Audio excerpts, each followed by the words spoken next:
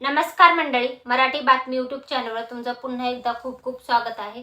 मुख्यमंत्री श्री देवेंद्र फडणवीस यांनी बीड जिल्ह्यामधल्या SIT मधल्या जे अधिकारी आहेत त्यांच्या तडकाफडकी बदल्या करण्याचे आदेश दिले होते आणि आता त्याच्यामध्ये जे आहेत कर्मचारी व अधिकारी यांच्या बदल्या करण्यात आलेल्या आहेत। त्याच्याविषयीची सविस्तर माहिती, त्यासोबतच मुख्यमंत्र्यांनी आता नवीन काय आदेश दिलेले आहेत, CID ऑफिसर SIT ची समिती आहे त्याला आणि पोलिसांना, त्याच्याविषयीची सविस्तर माहिती जी आहे तर मी तुम्हाला या व्हिडिओमधनं देणार आहे। व्हिडिओला सुरू करण्याच्या आधी तुम्ही जर आपल्या चॅनलवर नवीन असाल तर चॅनलला सबस्क्राइब करा, व्हिडिओला लाईक करा आणि तुमचं कमेंट सजेशन जे आहे ते कमेंटमध्ये नक्की सांगा। तुमच्या काही शंका असतील तर ते कमेंटमध्ये नक्की सांगा।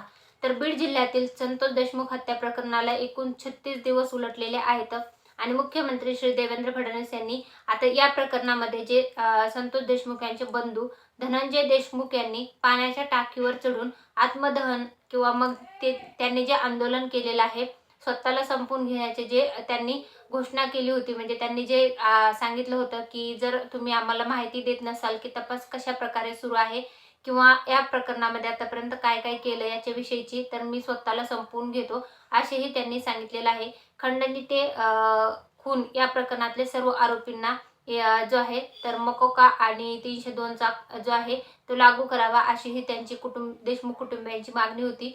आता यानंतर जे आहे तर मुख्यमंत्री श्री देवेंद्र फडणवीस यांनी हत्या प्रकरणात कोणालाही दयामाया दाखवू नका असे जे आहेत ते आदेश आहेत CID अधिकारी तसेच पोलिसांना देण्यात आलेले आहेत। 8 अधिकाऱ्यांच्या तडकाफडकी बदल्या ज्या आहेत त्याही मुख्यमंत्री श्री देवेंद्र फडणवीस यांनी 13 जानेवारी 2025 रोजी केलेल्या आहेत। संतोष देशमुख यांच्या कुटुंबियाला या अधिकाऱ्यांविषयीचं जो आहे ऑब्जेक्शन होतं, कारण की हे जे अधिकारी आहेत कर्मचारी आहेत यांचे फोटो जे आहेत त्या आरोपी सोबत असल्याचेही सांगण्यात येत होतं आणि त्यांचे फोटो जे आहेत ते सोशल मीडियावर तसेच न्यूज चॅनलवरही प्रसिद्ध झालेले आहेत।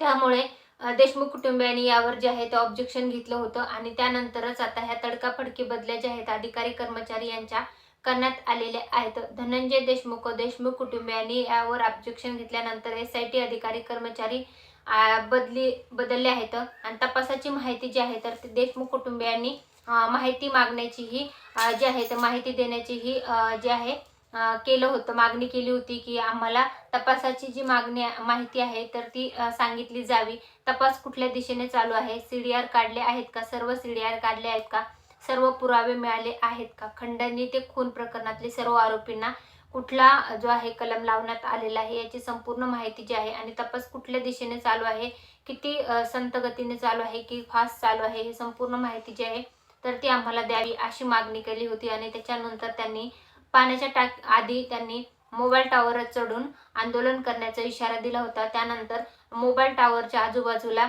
मोठा पोलीस बंदोबस्त लावण्यात आला। त्यानंतर त्यांनी तो मोर्चा जो आहे तो पाण्याच्या टाकीकडे वळून आपल्या गावकऱ्यासोबत त्यांनी आंदोलन केलं आणि तब्बल 4 तासाच्या आंदोलनानंतर त्यांचं जे आहे ते समाधान जे आहे समाधानकारक त्यांना जे आहे ते उत्तर देण्यात आली आणि त्यानंतर त्यांनी त्यांचा जो आंदोलन होतं तर ते स्थगित केलं। आज त्यांनी आत्मदहनाचा म्हणजे 14 जानेवारी 2025 रोजी आत्मदहनाचं जे आंदोलन आहे ते करण्याचा इशारा दिला होता, परंतु आज त्यांनी त्यांची जी आहे तर चर्चा जी आहे ती SIT अधिकाऱ्यांसोबत होणार असल्याने त्यांनी तो जो आहे आंदोलन करण्याचा माघार घेतलेली आहे। परंतु येणाऱ्या काळामध्ये काय नवीन अपडेट येतील तर ते संपूर्ण अपडेट मी आपल्या चॅनलवर घेऊन येत राहील, तर ते पाहण्यासाठी आपलं चॅनल सबस्क्राइब करून ठेवा। व्हिडिओ आवडत असेल तर व्हिडिओ लाईक करून ठेवा। नवनवीन माहितीपूर्ण व्हिडिओ पाहण्यासाठी चॅनल लाईक आणि शेअर करा। धन्यवाद।